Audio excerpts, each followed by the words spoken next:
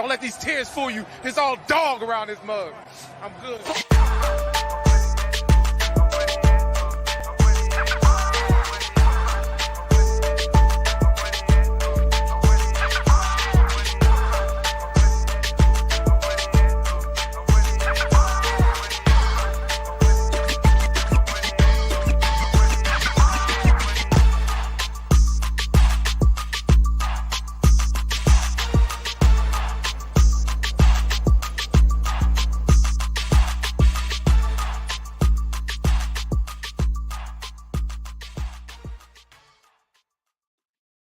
Hey, what's going on, Who Dat Nation? It is yours truly, TJ Jones. And yes, I am the host of the State of the Saints podcast.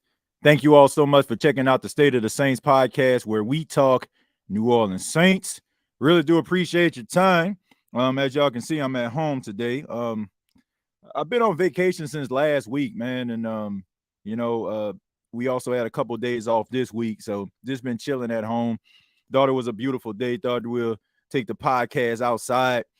But thank you all so much. Really do appreciate everybody in the chat, everybody listening, no matter where you are, wherever you may be. On this edition, we're going to be talking a little bit about Chris Olave. Chris Olave, second-year receiver for the New Orleans Saints. Really good, talented guy. But we have to talk a little bit about him because we have to ask ourselves, is he becoming a problem for this offense? And the question is, why? We're also going to have a special guest here on the State of the Saints podcast on this episode.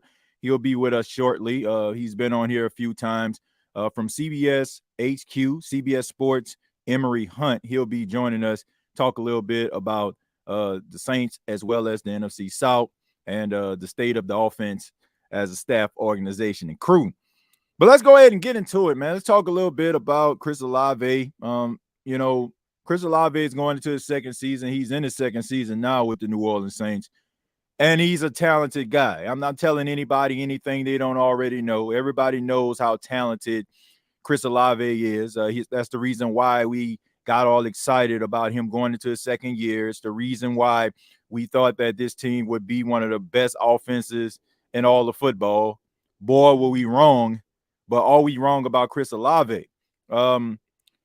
I'm pretty sure a lot of you already seen the press conference, the post game, when it comes to Michael Thomas and Alvin Kamara. You can also look at some of the footage that's going around, the body language of guys on the sidelines. The Jameis Winston conversation with Alvin Kamara, which I find extremely funny because people are looking at that as if Alvin is telling Jameis to get out his face. But anybody, I hate to say it like this, but everybody, that in a black community, y'all know what that means when somebody go like this. Like, you know what I'm saying? That means, what does this mean? That means I'm trying to tell you. But some people took it as if, Alvin wanted Jameis out of his face, which was clearly not the case. But a lot of animation on the sidelines for the New Orleans Saints. You see dejection on the sidelines. Rashid Shaheed with the towel over his head. Chris Olave staring off into the abyss. But the conversations and the talk between Michael Thomas and Alvin Kamara had a lot to do with accountability. Guys putting their best foot forward, guys willing to sacrifice, guys willing to do everything they can to live up to the potential and be the best they could possibly be. And when Alvin Kamara was calling out numbers, you didn't hear Chris Olave. And when Michael Thomas started to talk about the receivers, he was talking about, guys having that animal instinct and being aggressive. I went back and I watched the game. Because, number one, it's like a movie, right? When you first see a movie, you don't really catch everything in the first sitting, right? It takes you some time, and then you're like, I didn't even realize that guy said this. I didn't realize that house was there. I didn't realize this, that, and the third, right? So I went back and I watched the game, and you can clearly see that Chris Olave at times didn't know what the heck he was doing. Like, you can clearly see he didn't know what he was doing.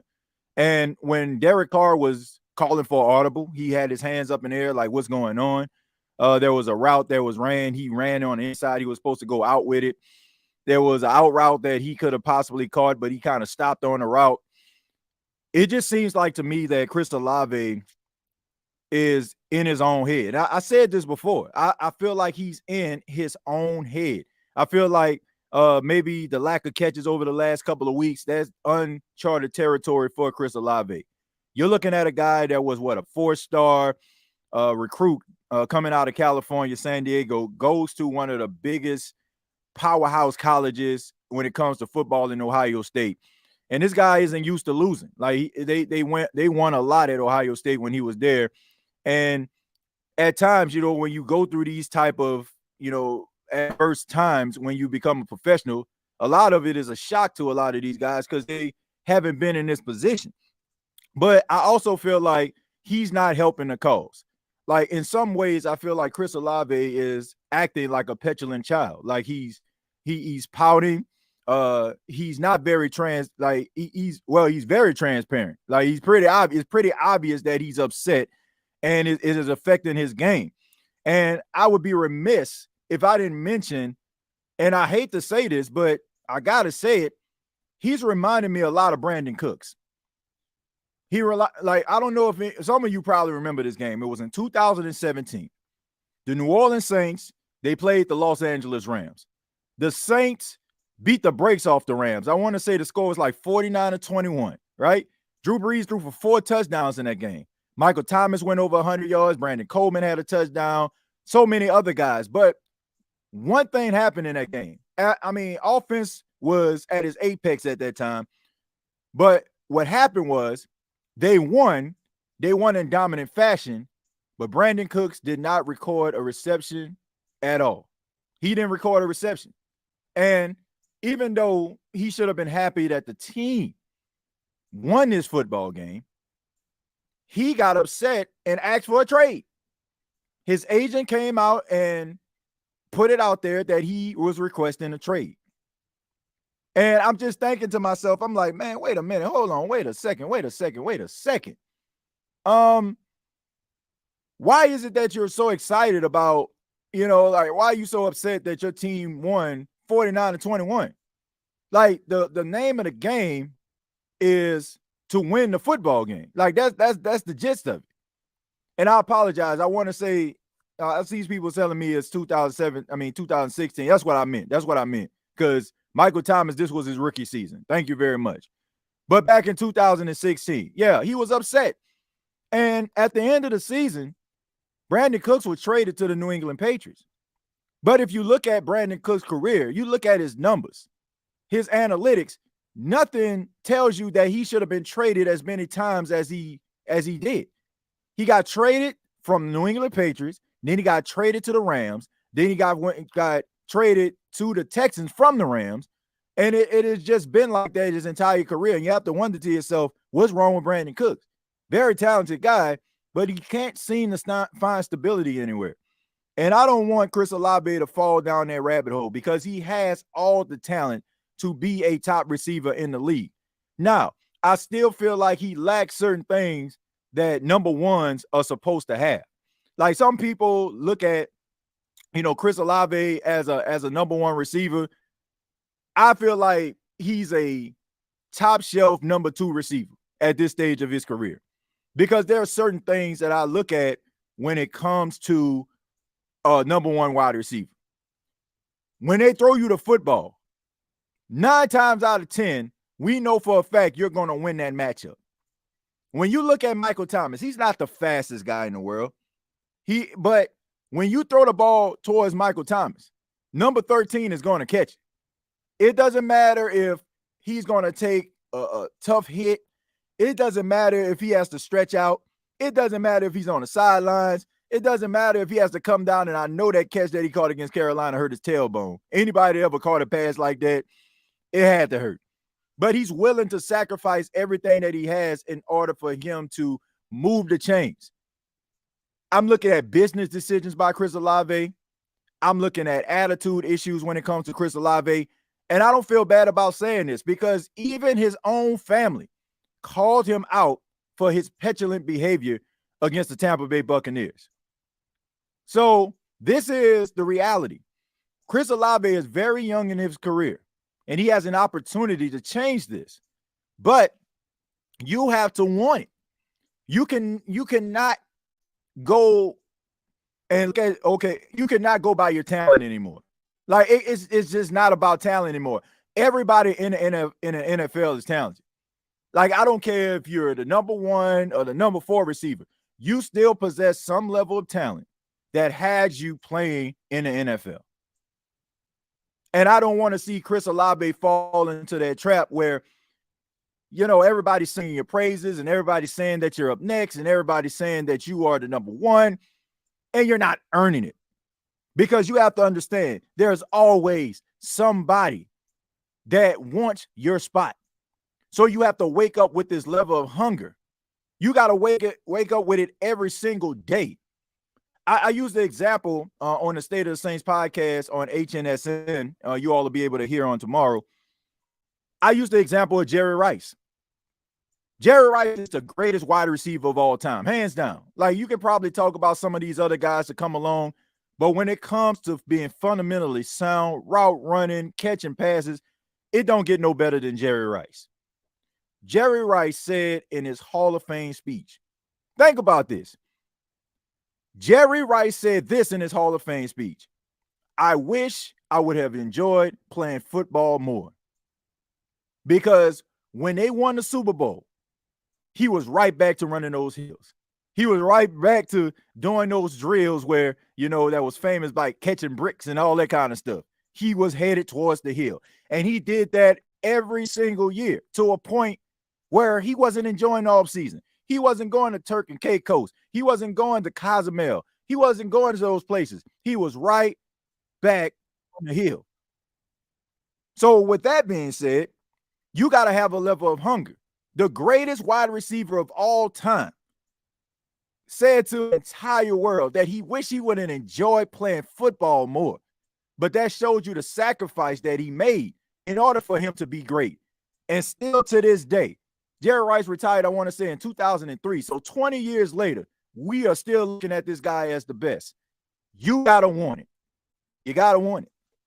But I want to introduce my guest at this time. He's a friend of the show. He's been on here quite a few times. He's from CBS Sports.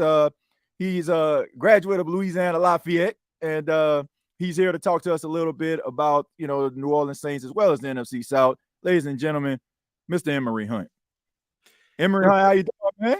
I'm doing fine, man. I'm glad to see you again and glad to be on the show. Thank you so much, man. I really do appreciate your time, and hey, you killing it right now, man. I see you doing some play-by-play, man. What like, how did you start doing that? Like, is this your first year, and have you always had a passion for doing it? I actually do color commentary. Color.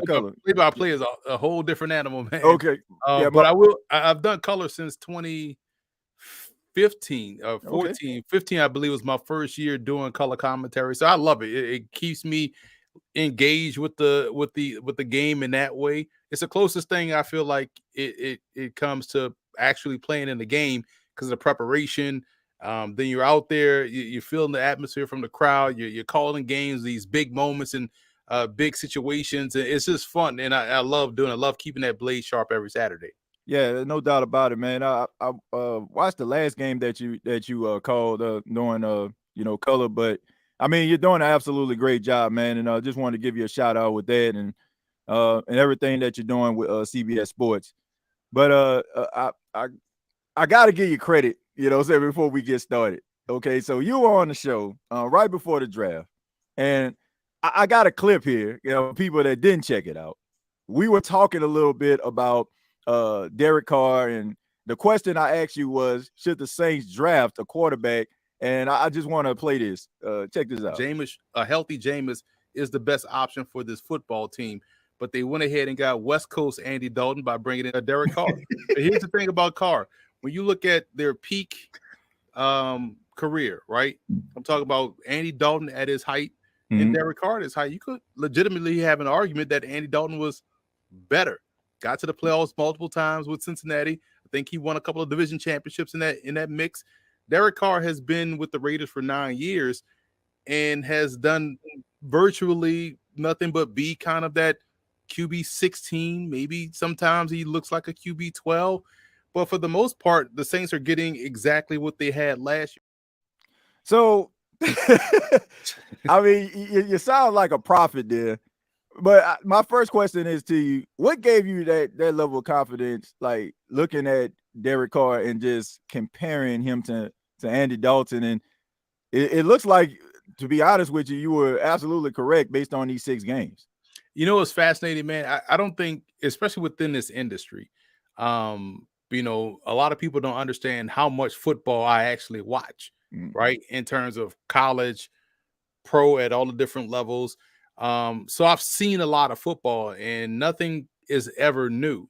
And so when you have that much of research and that much of, you know, game experience in terms of watching a guy like Derek Carr play, especially coming off the fact that the Saints played the Raiders last season, shut them out, where Carr looked ineffective and inefficient, and all of a sudden, because he's put on a new uniform, that's supposed to change? Like, no. And if the first person, if a person's first rebuttal is that he's never played with a defense like this, what does that have to do with him playing quarterback? Like, that's the thing.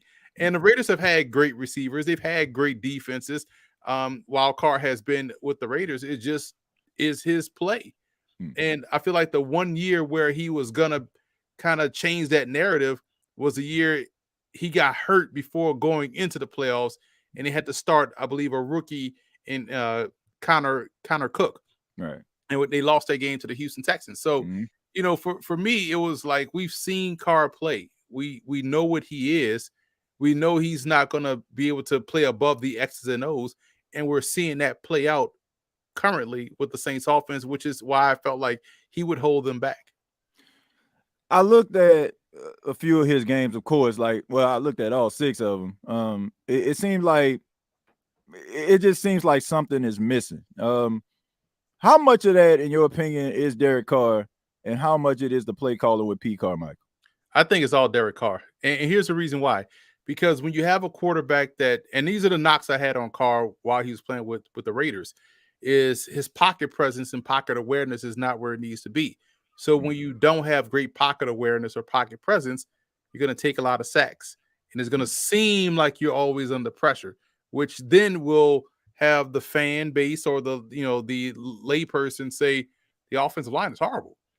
Case in point, we see this out here in New York with the Giants.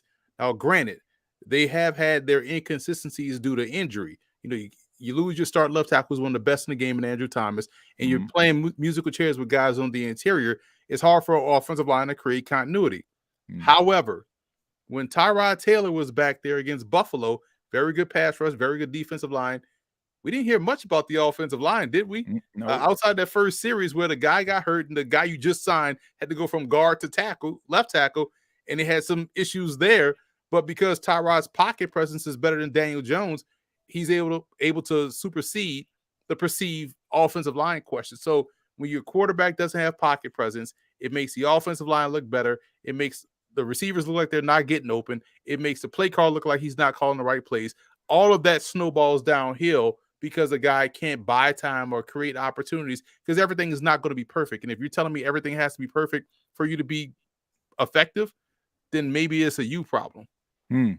Yeah, I mean, I look at it, and honestly, I wasn't really familiar as much with Derek Carr's game. I mean, I think a lot of times when we think about Derek Carr, a lot of people like kind of fall in love with the analytics because not really watching many Raiders games. And so I'm starting to feel like some of those numbers were a little bit inflated and didn't really tell the entire story.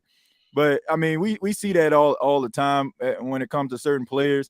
And I'm starting to think, like, is this the same narrative with Derek Carr? Like, was it a lot of these, these high completion percentage, the comebacks? You have to ask yourself, why did they need to come back in the first place at times as well? So, I mean, like the way that the offense is playing right now, it just makes you have to ask those type of questions. But, you mentioned the New York Giants, and I mean, Justin Pugh, fresh off the couch, playing left tackle. And honestly, he probably did a better job than what we've seen out of the Saints offensive line. In your opinion, Emory, like what the biggest issue when it comes to like offensive line play when you start to see defensive linemen just basically do whatever they feel. Like, what is the issue when it comes to offensive line, and what are we missing when it comes to offensive line play and and being on the same page?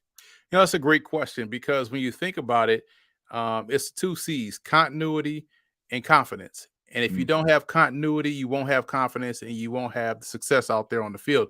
It's the same thing when we talk about secondary play, because offensive line and the secondary are two units that are based off communication. Right. And if the guy next to you keeps changing, then you won't have, the continuity or the confidence to do your job. Or if I know if this guy, he tends to be an oversetter, so I'm gonna adjust my stuff to help him out. That's communicating and being able to, overcome any lack of. I'm gonna scratch your back, you scratch my back in that way. Right. But for the Saints, it's also a combination of QB play too. So we don't know. There was a play, and this is an example. I was watching the Jags game in London. I guess they played the last game they played in London was against the Titans. The Titans, right? No. Before that was the Ravens and Titans. The Jags played. Oh yeah. The Dolphins. Somebody in the last game the Jags played in okay, all right, in London, where guy comes in, backup offensive lineman comes in, quarterback makes a call, and offensive line is making a call. Both tackles pull and run into each other. And good thing Travis Etienne had enough awareness and agility to get out the way to get something out of nothing. But that's an example of who made the call. What did you hear? Why are we both pulling? Because no play calls for both tackles to pull, right? And so when you look at the Saints, it could be a situation of, one guy's probably not playing well on an offensive line. And it gets, exacerbated because maybe he's not getting the right calls in, or maybe because he's not playing well, he has to solely focus on, I got to make sure I win this rep, that he's now focused on a single player and not watching what's developing in front of him. So he's missing these stunts, he's missing these twists. It's again, snowballs downhill. Then when you combine it with a quarterback that can't move in the pocket, it's going to look even worse. So that's what it's like. It's never one thing. Usually offensive line issues are 40% lineman, 40% quarterback, 10% running back, 10% receiver not doing what he's supposed to do on a certain route. So it's never one guy. It's usually a combination of factors. Okay. I mean, I know at your time at Louisiana Lafayette, relying on the offensive line to be effective, Trevor Penning ended up getting benched at the beginning of the game versus the Houston Texans. He ended up playing because James Hurst, the backup, ended up starting at left tackle. But the decision to not go with him, does that affect a young player's confidence? In your opinion, was that the right decision to bench him? How would you have went about that? It's another great question, because you can go about it a lot of different ways. Benching him could be that shock to the system that he needs. Like, man, I got to ship up, or I'm gonna ship out. Right. You know what I'm saying? Or you can say, hey, man, if he's struggling out there, we like the talent, we like the athleticism. Let's help him out. Let's keep him attached, with a tight end on the side, or kind of help him out in that regard to kind of take some of the pressure off of him. Maybe we roll the pocket away from him. Maybe we have to get a little bit more movement within the pocket, or roll to his side so we get him on the move. Or you sit there and maybe you try to kick him down inside, or see if you can. I know it's hard to flip him on the other side because you have an all-pro at right tackle. So maybe you got to find a way to where he can have success. We've seen this before with other positions, right? We've seen, matter of fact, 2 Thursday nights ago when the Bears played Washington, we saw them like middle of the game bench Emmanuel Forbes, their first round pick at corner, because DJ Moore was having a day. Yeah, and it was like, man, we got to get him out of there. You know what I'm saying? He's costing us out there. Right. It's not a knock on his long-term progress or things of that nature. Is that maybe right now is not the time? Maybe things moving too fast for him, and he has to really get himself back to neutral. And I feel like Penning is the same way. Yeah. You got to remember, he's coming from an FCS program. He was raw coming out of Northern Iowa, and a lot of what he did at the Senior Bowl kind of maybe clouded some judgment on whether or not he was ready to go because he was nasty. He was blocking after the whistle. Well, you Right. can't really do that in the NFL because those are penalties, right? So, Right. so it's some things that maybe, and then it doesn't help when you're losing. So now all the problems get magnified and guys start pointing fingers and guys get to lay blame. And I see this a lot out here in New York. Covering the Giants, you see a lot of people. They done went through like all 5 offensive linemen being a problem. They done went through Saquon being a problem. They went through all the receivers being a problem before they decided to point the finger at the guy that's actually the problem, and that's the quarterback, Daniel Jones, right? So we've seen this. We see this a lot. And offensive line is the greatest scapegoat in the world because anything happens, just blame the offensive line because a lot of people don't even know what they're looking at in terms of offensive line play, and they want to blame those guys up front. But a lot of times it's some other factors that's causing it. But to your point, to your question, benching him can have a positive or negative. We're gonna learn a lot about him when he gets back in there, right? Because man, I got benched before. I gotta really tighten up and see if he gets it, if he gets better, or if he goes into a shell, goes into a tank. And that tells you what you need to know. Either way, you're going to find out the answer. Yeah. I mean, looking at the offensive line play, I mean, it leaves a lot to be desired. I mean, looking across the board, I mean, PFF has these guys like ranked in the 50s collectively. Like that's not where you want to be as an offensive line group. But once again, I mean, there are different nuances as to why these like the offensive line is struggling. It could be quarterback play. I find it weird that I want to say at least it's about 70% of these guys played with Drew Brees and they didn't look like this. But now all of a sudden, like they just look like they forgot how to block. I'll leave it right there. I'll say this. I'll just jump in and say go. We'll, like, look at the Houston Texans. Prior to the game against the Saints, C.J. Stroud, rookie, was playing without his star left tackle, Tunsil, was playing without his star right tackle, Titus Howard, mixing pieces up front. And they're out there winning games. You didn't even hear about the offensive line. Can you even name some offensive line for the Ravens? It probably doesn't matter. Like how many times they've been in and out, you know what I'm saying? And so if you got a dude that's able to make you, forget about the offensive line pressure, then you can win with the offensive line that's still trying to figure its way out. So it's not, that's what I always say, it's not necessarily always on the offensive line. There's a lot of factors that share in that blame. Yeah. I mean, and speaking of that, I mean, I know you mentioned, when things aren't going the right way, that's when, the locker room, starts to talk and you start seeing guys being a little bit more vocal. Michael Thomas, was vocal after this Houston Texan game. Alvin Kamara was extremely vocal. He was talking about guys like not putting the right foot forward, like the extra preparation, the little things, making sacrifices. And, I mean, one player in particular that kind of stood out when it came to like not really focusing was Chris Olave. And I mean, I don't know if you've been watching, like it was a game versus Tampa. He basically, got criticized because of his body language and the lack of effort. And now we see against the Houston Texans, there was a couple of times where him and Derek Carr weren't on the same page. In your opinion, is there any type of validity behind that? Like guys coming out being vocal, because if you follow the Saints, that's just not their MO. They aren't the team that you see players just coming out saying, okay, there's an issue and we need to solve this. So how concerning should that be that guys are feeling to come out to be as vocal as they have been over the last couple of weeks? It's a bit concerning because they say, protest is the voice of the unheard, right? So when you think about them lashing out, they're lashing out because they're probably having these conversations in house and they're not being taken seriously or things are not changing. And I don't want to speculate on what they're asking for, but clearly they know they're wasting defensive efforts.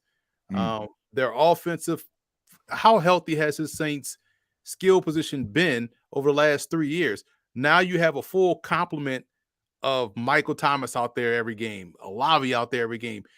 Taysom Hill looks improved as a route runner, and he's out there every game. You're getting Alvin Kamara, and it's like, why are we not averaging 24 to 30 points a game? And the question and the answer is staring them right there in the face. But we know the guy calling the shots is probably not going to move that route because of the financial ramifications that's tied into the quarterback position. But guys are trying to tell you without telling you, they rock with one guy and one guy is just not getting done. If you hold every other position accountable, we just talked about Penning getting benched. We talked about other guys get benched at receiver or at any other position. But at quarterback, it's hard to, we just gave this guy $100-something million. We can't bench him because of how it looks. When in actuality, if everybody's held to the same standard, then maybe see what your guy that seems to have a good pulse of the team and seems to have good leadership skills and seems to find a way to make a way. That's your QB2. Let him go out there and start with a healthy complement of options and a healthy complement of talent and himself being 100% healthy. I'm talking about Jameis Winston probably being the spark that this Saints team needs, because if you're a Saints fan, you can't really just continue to watch 17 points a game, 13 points a game. You can't really consistently watch that because going in, the defense is going to do their job. They're going to get a turnover. They're going to get some key stops. They're going to give the offense a lot of short fields to work with. The Saints had so many chances to beat Houston last weekend that at some point you just felt like they were never going to beat Houston. They were never going to get in the end zone. Right. And so that's the issue. And it's a shame because this defense is playing playoff ball, but the offense is not. And that could keep the team in this winnable division on the outside looking in. Yeah. I mean, you look at these teams and it seems like it's just like last year. Nobody wants to win this division. Every last one of the teams in the South lost this past weekend. So even though the Saints put forward a very lackluster effort, they still are in the thick of things. So what you're saying is, I mean, you still have a chance, but if you continue to try to double down on the mistakes that you made because of optics, you might find yourself being on the outside looking in. But I mean, you mentioned, the lack of touchdowns, the offense not moving the football. There's been a lot of talk about offensive coordinator Pete Carmichael and the decision to move forward with him. 19 points they averaged last year. They're about a little bit close to 17 due to that 34-point win against New England. We're 6 games into the season. The Saints have a game on Thursday. Should the Saints consider maybe moving on from Pete Carmichael and relinquishing him of his play calling duties? Or maybe, let's say, get someone else involved in play calling, or maybe move Pete Carmichael up to the booth. Maybe his vantage point is a little bit clouded because he's right there on the field. You have Ronald Curry right there. Ronald Curry works with quarterbacks. Maybe he has a better pulse on what would potentially work for Carr and or Winston, right? Maybe you just need some fresh eyes on the situation. So there's a lot of ways he can go about it. I do feel like he still is a very good coach. But as with the offensive line, Carmichael is going to get he's easier to blame than to blame the $100 million guy that's controlling the ball. I can only call a play. I can't go out there and throw it. I'm not out there in the pocket. I can't go out there and get out the way. I could just give you the format, because once the ball snaps, it's really all on you to make the play, And so I think Carmichael still had, because again, he was an offensive line coach. So he knows protections. He knows how to set things up and how to, sequence things. Right. It's hard to make somebody do something. But things do get stale. We saw this happen in Dallas. We've seen this happen before where they just want to move on from a guy to get fresh eyes on the situation. But the Saints have some in-house options. You talked about Ronald Curry. Again, moving from the booth gives you to the field, or field to the booth gives you a better perspective on, let me see it conceptually play out. Maybe I see things better up here. I think they got to travel all those paths before they say, okay, yeah, you got to go, Yeah. I think when it comes to Pete Carmichael, I feel like it was one of those situations where Sean Payton called the plays and Pete Carmichael was kind of like the behind the scenes guy. I don't feel like he's bad. Like, I think that he knows what he's doing as far as offense, but how some people have a certain talent.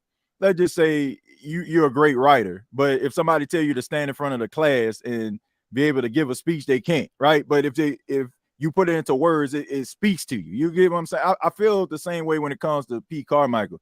I feel like the ebbs and flows of the game, like understanding the game, understanding what needs to be done in certain situations. I feel like he kind of panics a little bit. And I'm like, I feel like I do agree with you because I'm a Ronald Curry guy. You know what I mean? I've watched Ronald Curry since he was quarterback in North Carolina. So I know this dude is like extremely talented as a coach. He called a couple preseason games. They gave him opportunity to do that.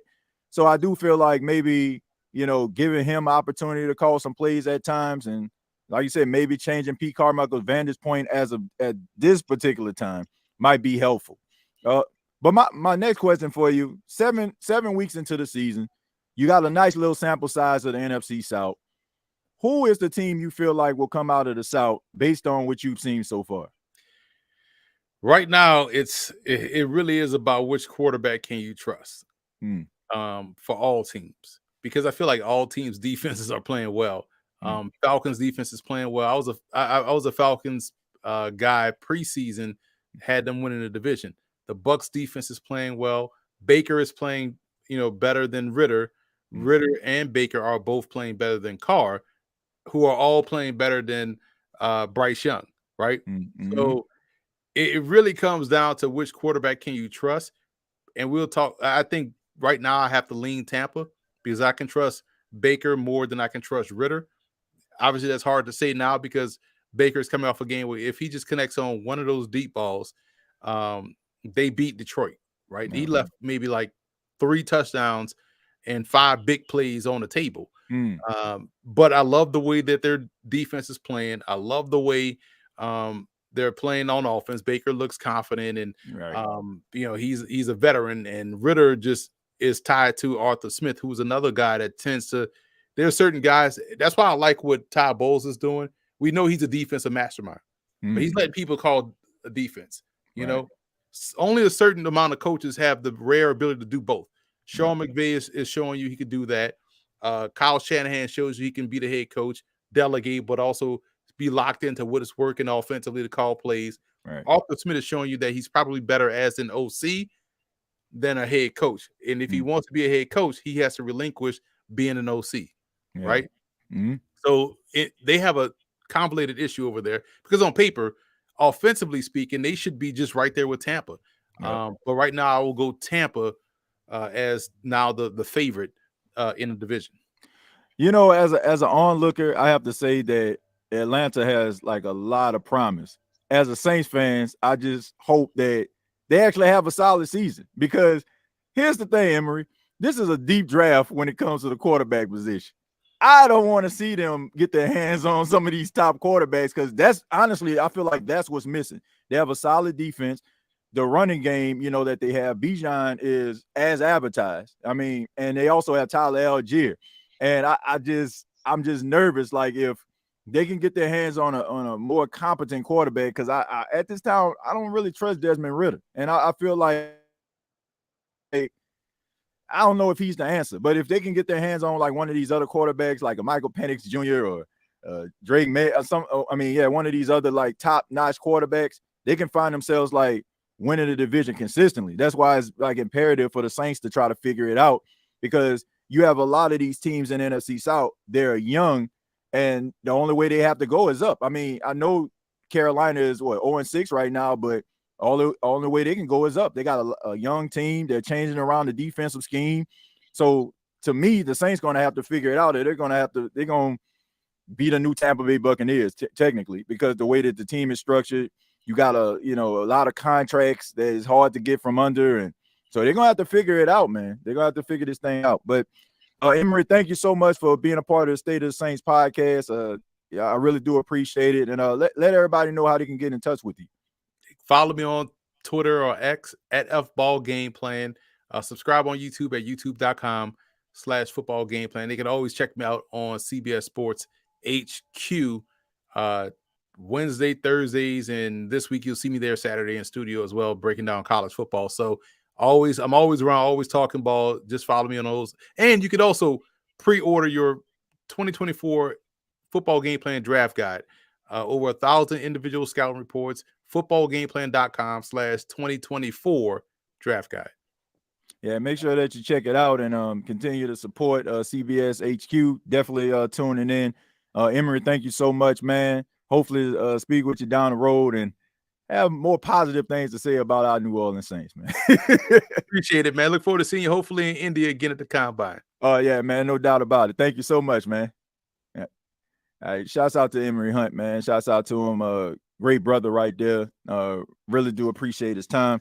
But yeah, man, I mean, look, when you look at the NFC South, I mean, you gotta look at it, man. I mean, shouts out to Matt Moscona, man. I was actually checking out, and Matt Moscona is a beast, man. Like, I never, like, as far as like Louisiana, like radio personalities, like that dude is like the GOAT.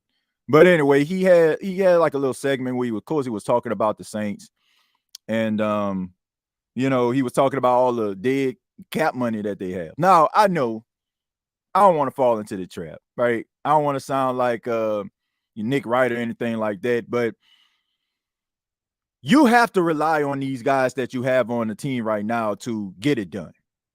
These other teams, we're laughing at them right now because they're losing because they have inexperienced players, and the only thing that they need is experience. That's the only thing that they need. They need experience in order for them to get better, and that comes with reps.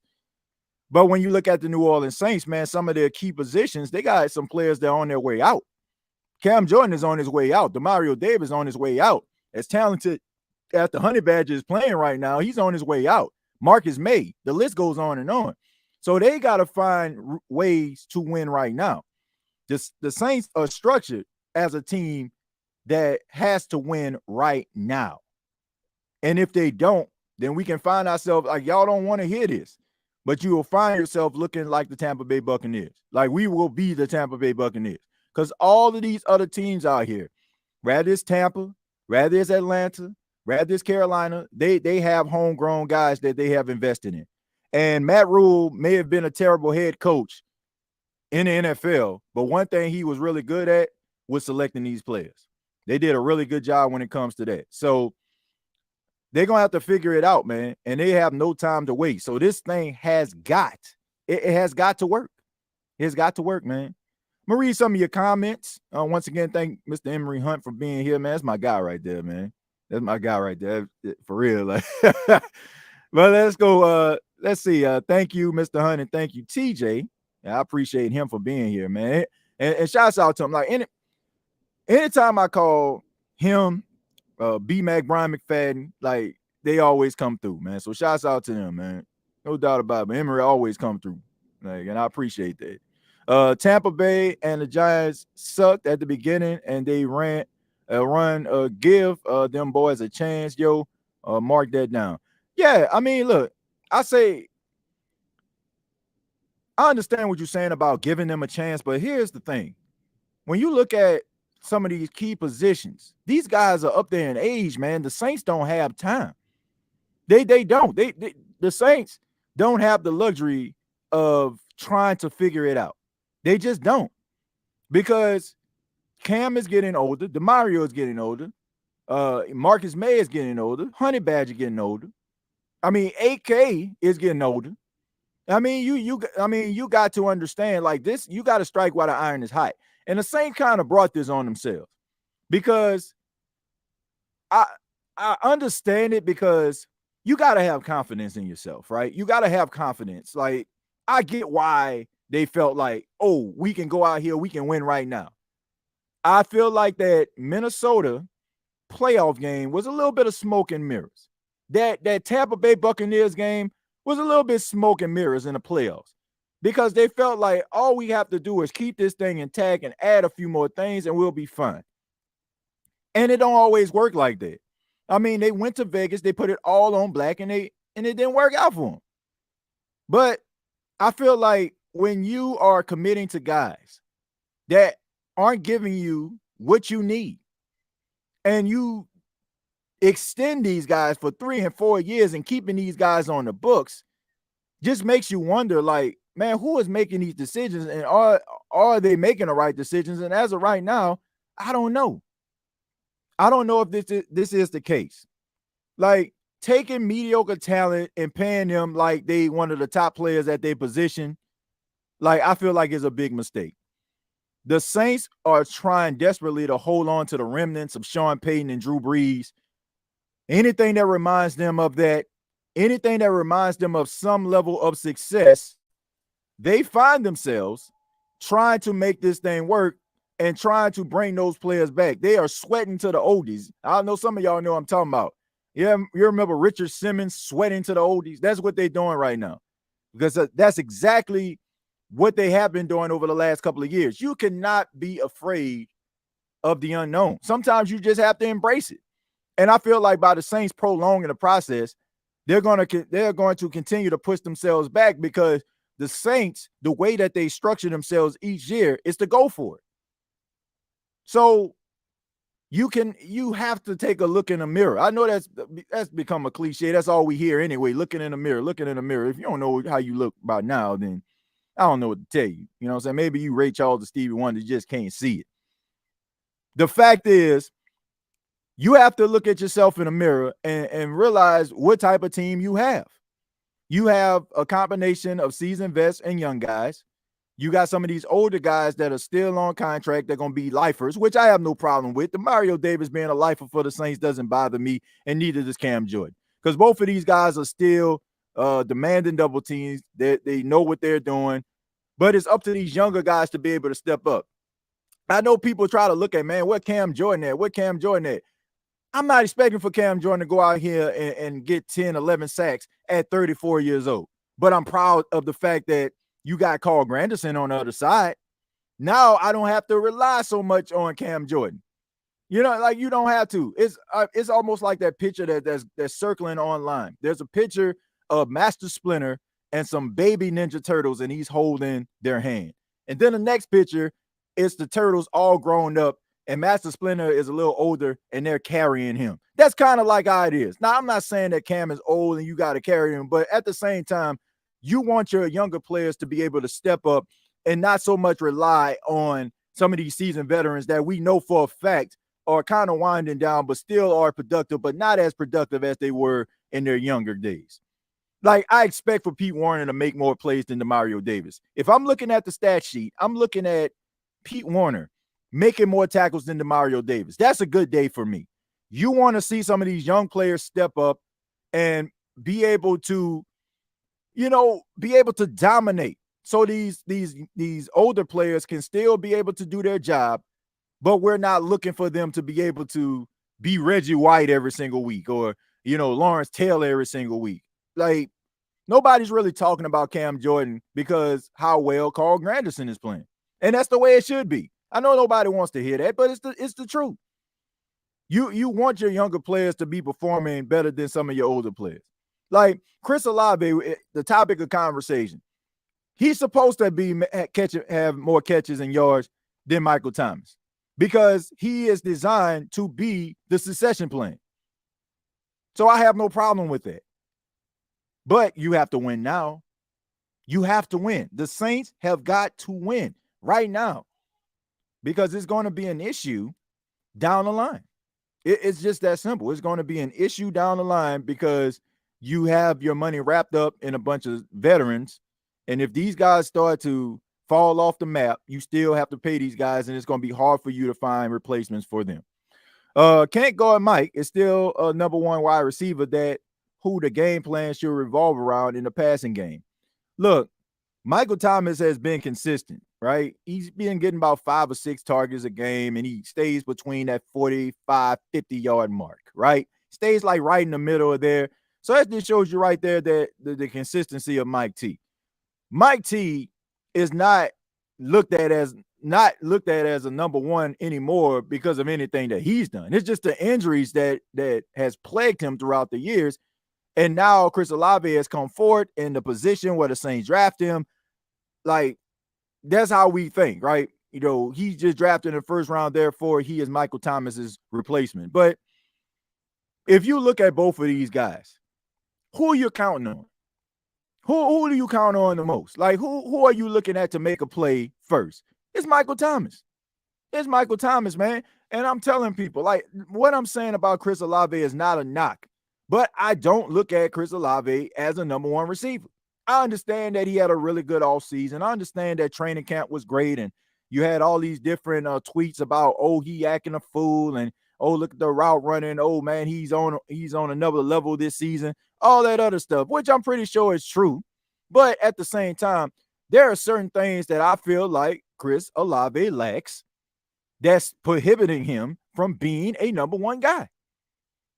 Like, you cannot lose 50-50 balls more times than not. You cannot be running the wrong way with routes. You cannot, like, fall to the ground and the ball just pop out your hand. Like, if you're that number one guy, you are that guy. And that doesn't mean that, it doesn't mean that he isn't a top receiver. I think we get that misconstrued. Like, I was having this conversation with a guy on X, and he was talking to me about, number two receivers, they don't get 89 yards. Huh? Are you kidding me? Like, Chris Godwin is a number two receiver. Michael Gallup, before his ACL injury, was a number two receiver. T. Higgins is a number two receiver, right? Devontae Smith is a number two receiver. But all of those guys can get it. Who would be surprised if Devontae Smith for the Philadelphia Eagles goes over 100 yards? Who would be shocked if Chris Godwin went over 100 yards in a football game? Or T. Higgins? Like, or Jordan Addison out there in Minnesota. Being a number two does not mean that you're not capable of going over 100 yards. Yeah, I mean, that's insane, right? I mean, number three, number four, like, if you're like that type of tier receiver, then going over 100 yards is a little bit of a shock.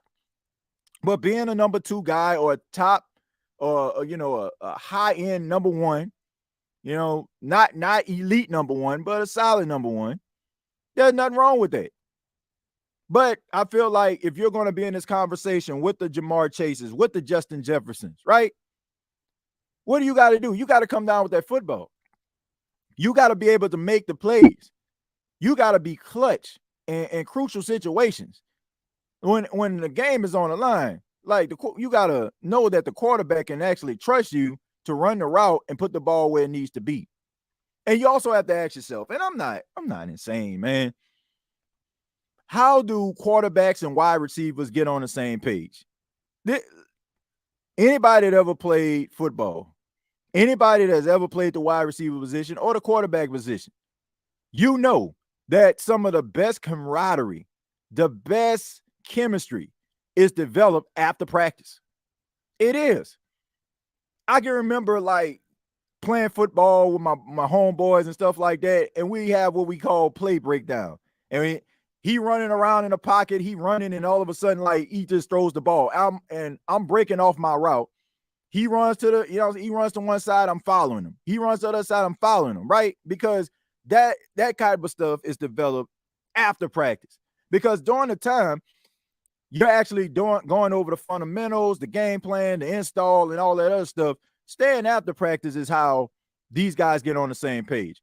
How does Stephon Diggs understand to come back to the football when Josh Allen is under duress, right? How does Justin Jefferson know how to do that when it comes to Kirk Cousins? It's because these guys are doing this stuff after practice. You have to want it.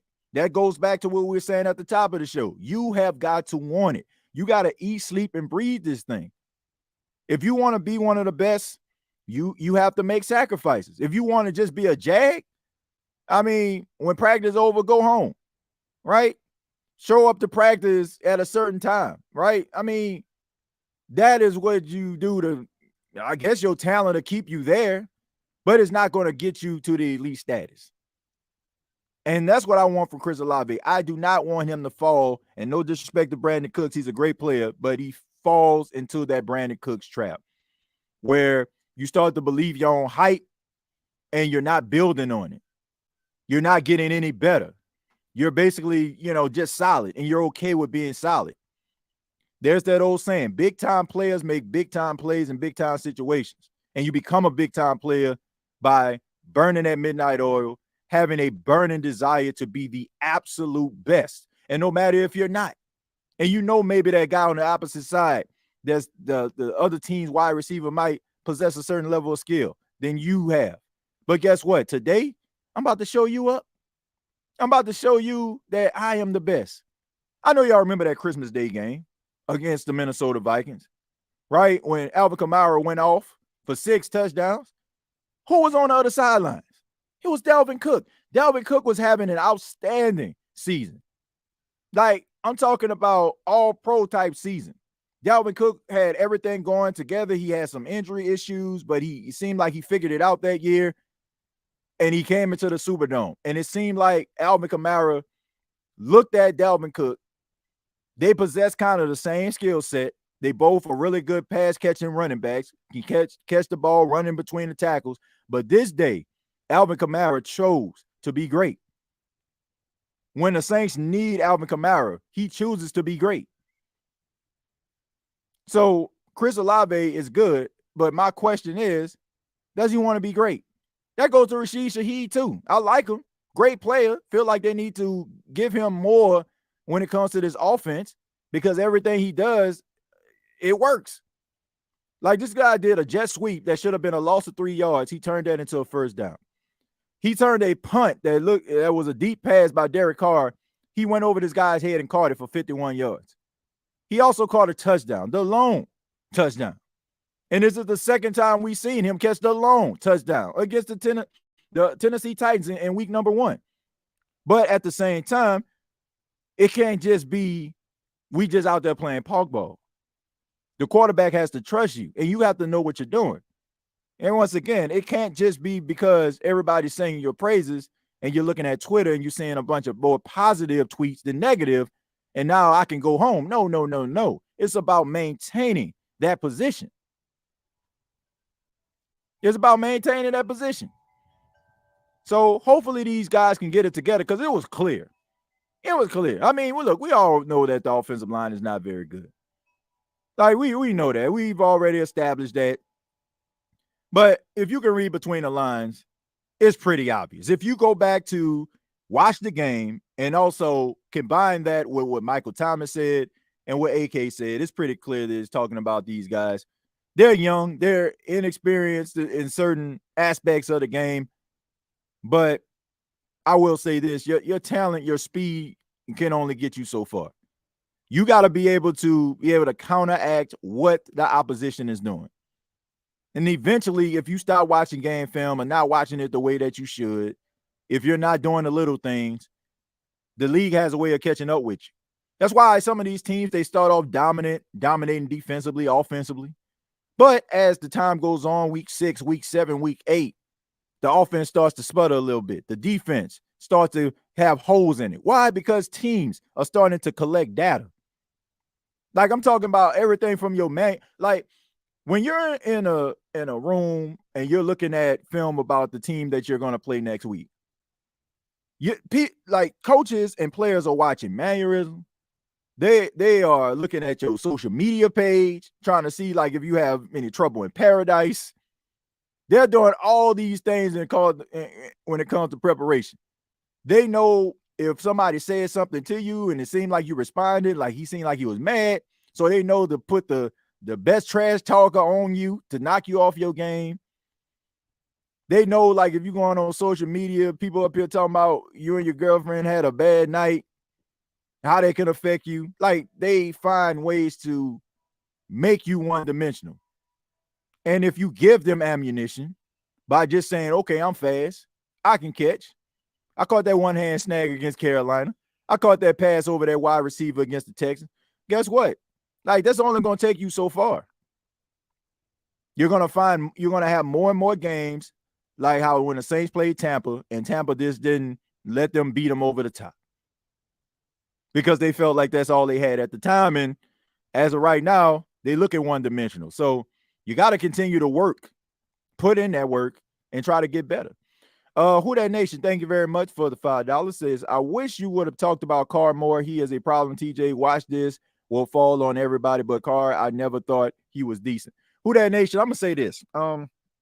I don't know if you were referring to like me doing the show or my interview with Emory Hunt, but here's the thing, man. The reason why is we've done over 1,000 episodes of this, so I'm pretty sure we're going to have these conversations about Derek Carr.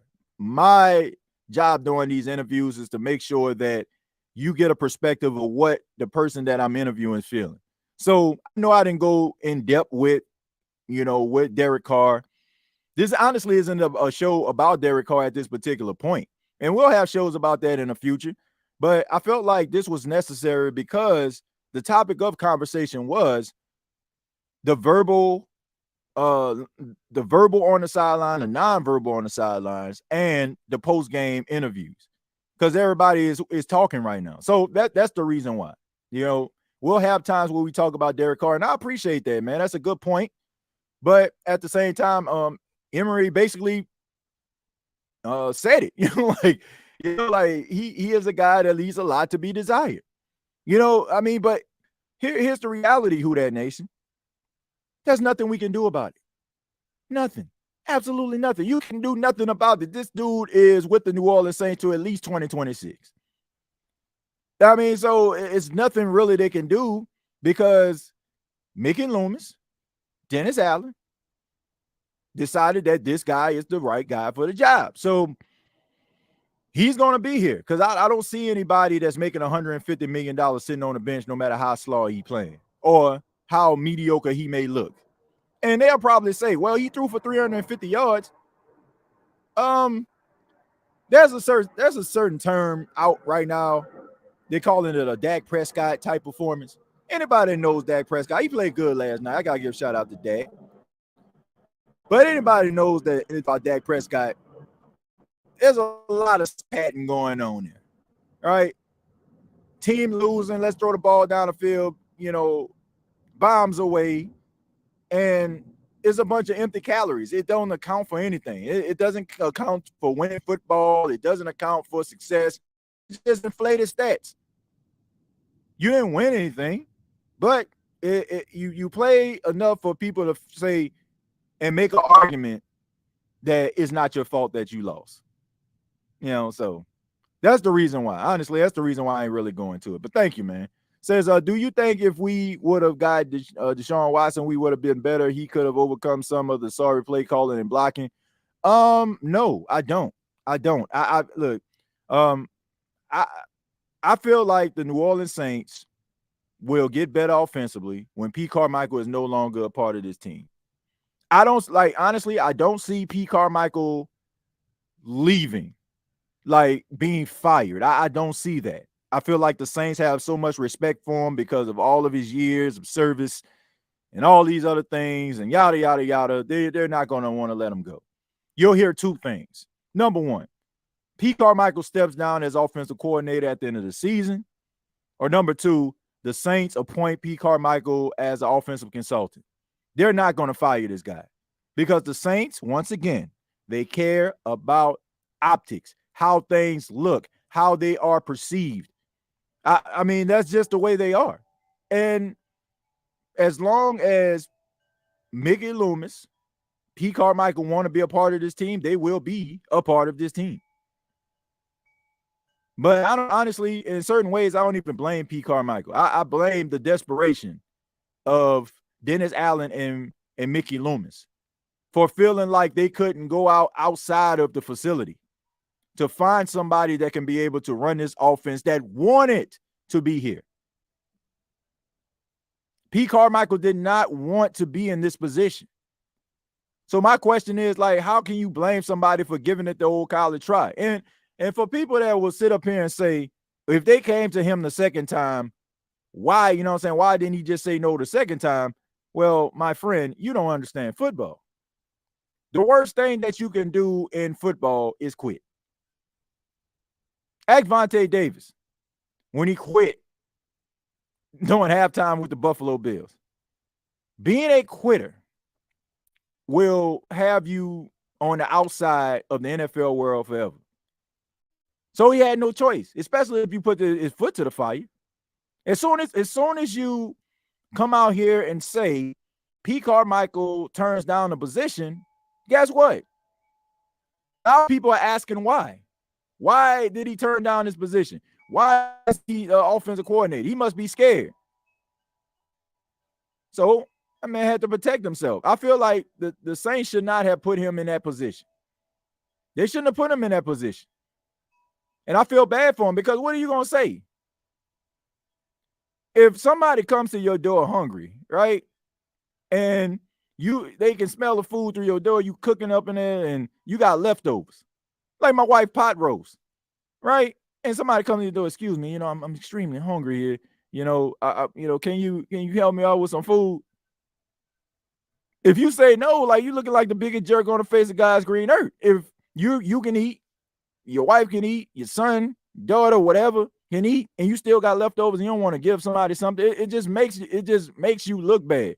The Saints needed him. That's my point. The Saints needed him at this particular point, right? So what was he going to do? Turn him down and say no? How would that make him look? Come on, man. Like I try to humanize things here on the State of the Saints podcast, because sometimes we look at these guys as larger than life characters and we don't look at them from a human perspective. This man back was against the wall because the story was already out that he didn't want it. So the next question is, why didn't he want it? He must not be good enough. And guess what? If you're thinking that, you don't think some of these other NFL teams are reading that stuff? Because keep in mind, Sean Payton was not in the league yet. He wasn't. So, I mean, there you go. That man had to do what he had to do, but he still stinks. I mean, I respect the grind. I respect the hustle. I respect the belief in oneself, but he's having a terrible go at it. I appreciate his service, and the Saints should say the same thing, and it should be it. We knew what we were getting with Carr. He was cut by the Raiders. No franchise quarterback gets cut, plain and simple. So get over it. I don't agree with that. I don't agree with that because we did not know what we were going to get from Derek Carr. We didn't. Like I mentioned this in an interview with Emory Hunt. Sometimes stats don't always tell the entire story, right? We look at stats when it came to Derek Carr, the completion percentage, over 65%. We look at the 33 comebacks. We look at all these things and we think, well, the Saints offense was struggling. Defense is on. Offense struggle. At least we have a quarterback that can facilitate a comeback. But you got to ask yourself, once again, how did you get in that position in the first place to have 33 fourth-quarter comebacks? How well were you playing during that game? Stats don't always tell the story.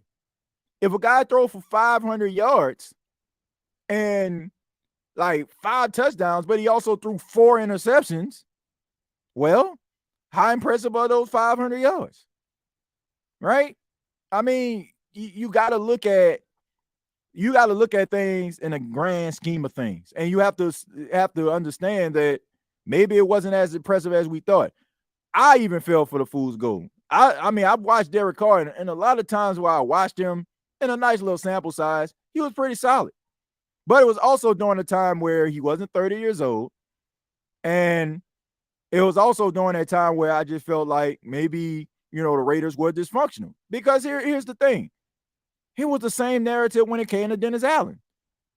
Well, we all kind of convinced ourselves that Dennis Allen just needs a fresh start with a better organization. But as you can see, it doesn't matter the organization. He's still 18-41 as a coach. He still struggles when it comes to crucial situation and situational football.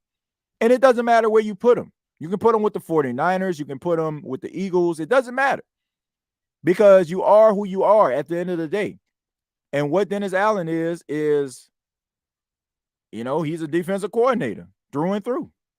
Simple as that. TJ, I'm going to need you to make a parody song. I Miss Drew sung like Aaron Hall, I Miss You. Man, I might do a little something like that, but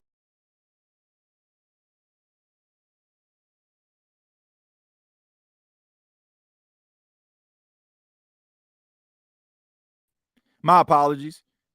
In all honesty, like, I miss Drew Brees as far as like his quarterback and play, but man, it's time to move on from that. And the Saints, they have to find ways to figure it out. You got to make this Derek Carr experience work. You got to make it work. But I do miss Drew Brees. I definitely do. I definitely miss him. If we knew what we were getting, Dennis Allen homeboy wouldn't be here on a $100 million contract. Exactly. Nobody would have made that decision. But I mean, we'll see. We'll see.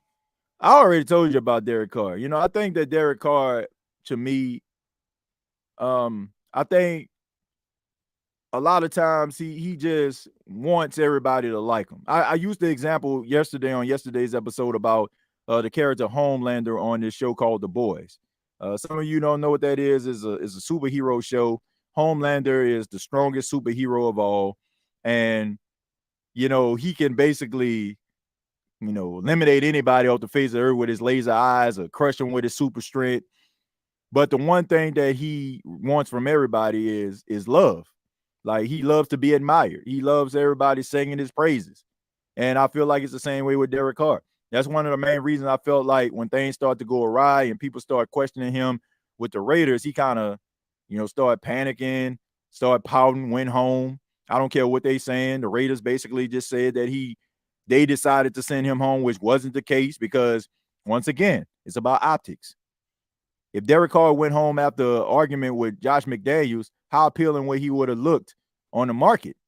And at this time, they were trying to shop him around. So you're not going to, if you put a car outside and you put it out there for sale, I mean, that's pretty funny, a car. But anyway, if you put a car, no pun intended, out in your front yard to sell, would you want dust and dirt all over it? Huh? Would you want the windows to be dirty? Would you want the tires not to have no armor all on them joints? Would you like the dashboard to be all ashy? No, you're going to put that thing out there, right? And no matter if the engine isn't working it to the best of its ability, you need some spark plugs. Guess what? You're going to put some turtle wax on that joint and sit it outside and let the sun hit it so somebody that's passing can be like, ooh, right? But then when I sell it to you and we exchange the title and I sign it over to you, guess what? It's your problem now. But I got you and convinced you to buy this car. So that's the way it was. I mean, they did not want to put that out there. So I just feel like there's certain nuances about Derek Carr that bothers me. I feel like he's a little thin-skinned when it comes to certain situations. And I don't like the whole buddy situation, like hugging and high-fiving the opposition. Like, dude, you trying to throw for 405 tutties on these boys. I'm not your friend right now. Like, I'm not your buddy. I'm not, like, what you think these guys gonna like? Oh man, he was so nice to me after that last play. I'm not gonna take his head off. I'm just gonna gently lay him down on the ground. No. They're trying to separate your shoulders. They're trying to break your collarbone. They're trying to make sure that you don't finish that football game. Too buddy for me. When I'm playing organized sports, you're not my friend. I don't care if we came in the same car. If you're like any one of my best friends will tell you, like, I'm extremely competitive. And if we not playing on the same team, I'm going at you. I am going at you. That's just the way that it goes, because that's the way that you're supposed to be, in my opinion, as a competitor. I'm not saying you got to go out there and want to intentionally try to injure somebody or let them leave on a stretcher, but you have to be wired a certain way. You know, like, you got to be wired a certain way. And I just feel like him talking to these guys, oh, man, good play, good hit right there. It's football, man. It's like, man, miss me with all that. Like, for real, man. Like, I'm trying to be as disrespectful as I possibly can for 60 minutes of football. Like, seriously. Like, I don't care about you. I don't care about how you came here. None of that stuff. And I just feel like that's the part of Derek Carr's game that lacks, in my opinion. I feel like he has this undying will to be liked. And that's why I feel like it bothered him so much when Vegas no longer wanted him anymore. Like, you can tell, like, he doesn't know how to accept that.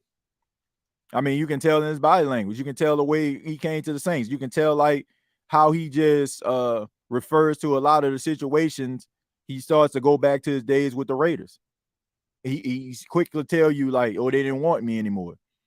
It's football. Like, if a guy from the Tennessee Titans, when you were mic'd up, hit you and say, hey, it's football, you should understand that in the business of football, it's still football. So that team had the right to cut you at any time, no matter what you put forward, no matter what you done for the organization. If Peyton Manning, if Tom Brady, if Joe Montana can be told their services are no longer needed by the organizations that they put on the map, what makes you any different? You ain't win nothing. You haven't won nothing. So that's the way I look at it. Like when you when you release or let go Tom Brady, when you let go Joe Montana, when you let go Peyton Manning, in my opinion, everybody's expendable. Every last football player on the planet is expendable. So what makes you any different? Oh, because you showed up to the organization, because all the years y'all didn't have a defense, you was out there trying. This is a results-driven business. Nobody cares about how nice you are. Nobody cares about your toy drops on Christmas when it comes to like playing a game of football. Yeah, that's a nice gesture, and you're a good human being for doing that. But that doesn't equate into winning. It doesn't. People want to win. And if you're not winning, then, you know, it is what it is. Let's see. I'm watching the show before work. My boss gave me Thursday night off. Well, that's a good thing. That's good, Ju. You get a chance to watch the Saints go out there. I ain't gonna say play football. I'm gonna say go out there. And Carr's heart is still in Vegas. I don't know if his heart is still in Vegas. I just think that, man, y'all know like those pretty boys or the pretty girls, you know, that just drop dead gorgeous. Everybody like is always got to stop every time they see them, and then all of a sudden they get dumped for the first time. Like, oh man, you gonna dump me? You gonna dump me? Kind of David Ruffin like, you know, David Ruffin. You know, he sung "My Girl," got a #1 hit. Then all of a sudden he rolls up in a Rolls Royce, dressed in all white, matching the Rolls Royce. And then, you know, Sonny Berger goes outside, give him his release papers, and they standing in the window. Y'all remember that, man? Come on, man. That's a classic right there. Y'all gonna do this to me? I made y'all asses. Y'all know what I'm talking about, right? You know what I'm saying? So it's a shock to you. It's a shock to you. You know, when you are looked at as being so great and wonderful, and then all of a sudden teams say, you know, we'd rather go in a different direction. You know, sometimes you can be that guy that has to run off and get back into that Rolls Royce and drive off. And that's what happened to him, you know, standing outside the window, got his walking papers from Mike Davis. And then, you know, he turned around, they gave that little smirk, but then when he turned away from him, he was sad. It's kind of like what happened, right? The smirk was the Pro Bowl, you know, like when he threw all those accurate passes and he won that quarterback competition. That was his smirk, right? But when he turned around, he was looking sad when he got back in his Rolls Royce. Some of y'all, I'm like, y'all probably wondering, what the heck is he talking about? Watch the movie. Watch the movie. I'm going to take a few more, and then I'm going to get up out of here, folks. Bain, DA, let me see, what doo-doo on camera before he benched Carr for Winston. Yeah, I guess what you're saying is he would, you know, relieve himself on camera before he does that. I agree with you. They are trying everything they possibly can not to put Jameis in a football game. I'm for real. Like they'll probably call me to come in the game. Like, Derek Carr goes down, shoulder hurt again. Put me in, coach. Hold on, Jameis. Let me call TJ. Hey man, what you doing, man? You ever play quarterback? Nope. Good enough. Go on it. Like, man, the disrespect they have for Jameis Winston is unbelievable. It's unbelievable. The Saints cannot play from behind, needs to get a lead.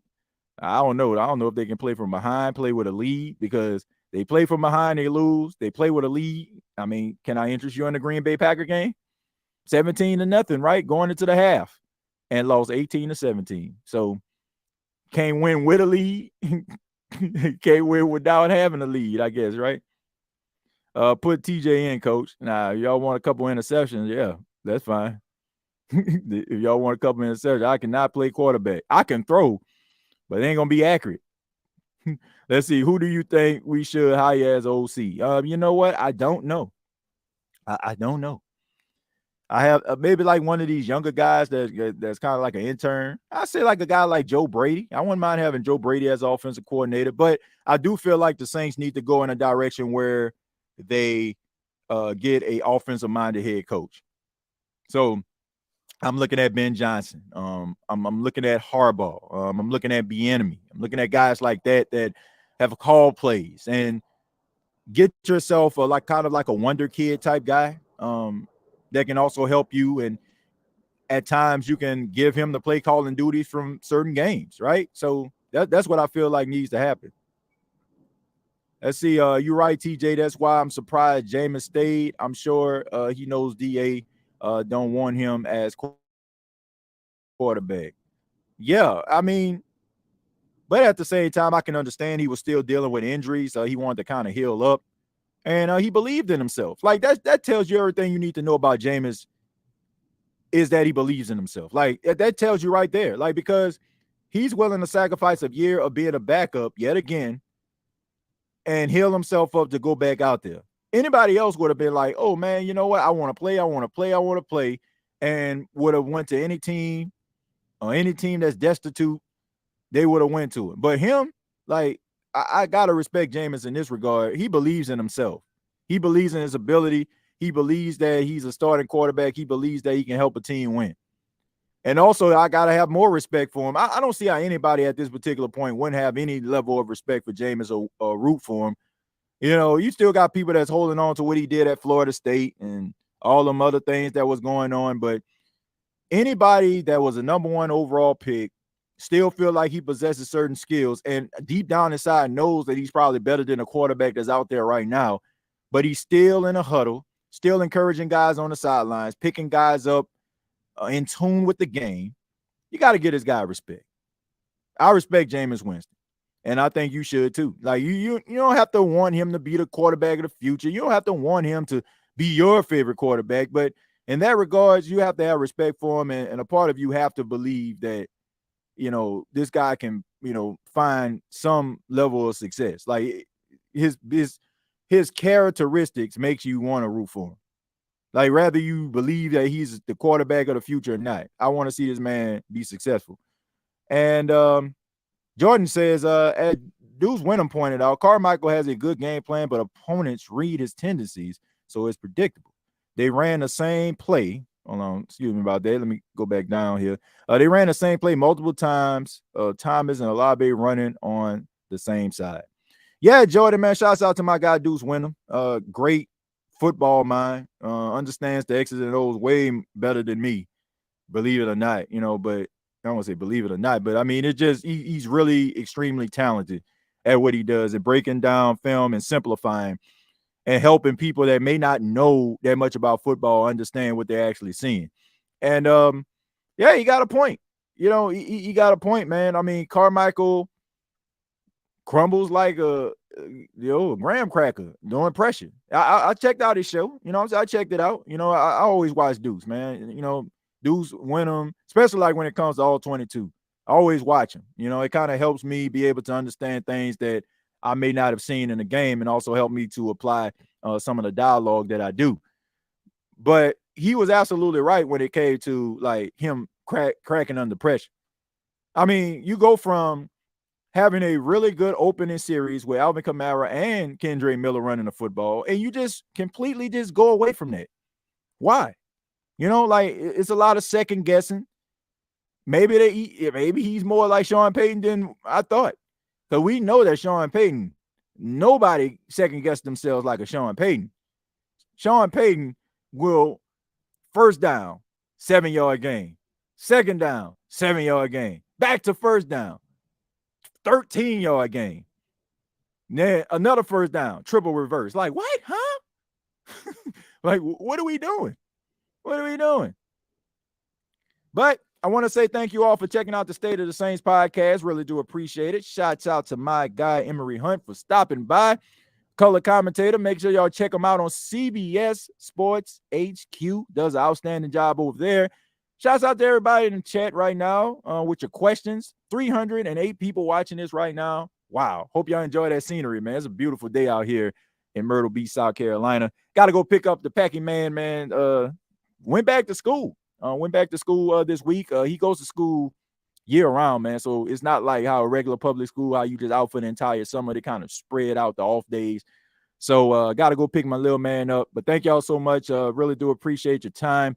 Make sure you subscribe to the channel. Like, why wouldn't you want to subscribe to the channel? Right? I mean, we got great guests here. We got great dialogue here. Everybody matters. You know what I'm saying? Like, you know, everybody opinions matter, no matter if, you know, some people agree or not. Come on, subscribe to the channel. Also hit the like button, man. A like button help the show grow. Previous episodes that are available on Apple Podcasts, Spotify, iHeartRadio, Anchor FM. Also check out episodes of the State of the Saints podcast on HNSN Podcast Network. Every single Wednesday at 12 noon, there's an episode that drops. I just finished uploading a brand new episode that will air on tomorrow. Once again, it's not like how you heard here. It's not like one of those episodes. It's a completely different perspective, different conversation. I went a little bit more in depth with my conversation about Chris Olave, so you don't want to miss it. Make sure you check it out. State of the Saints podcast on HNSN. Download the app. The app is absolutely free, HNSN. And also follow me on X, formerly known as Twitter, at TJAY Jones 8. I don't know why people feel like they got to say that. I guess because you're saying follow me on X. Like, y'all know. But anyway, thank y'all so much. Till next time, all I got to say is, who dat? As I find the outro, here it is. Hey, don't let these tears fool you. It's all dog around this mug. I'm good.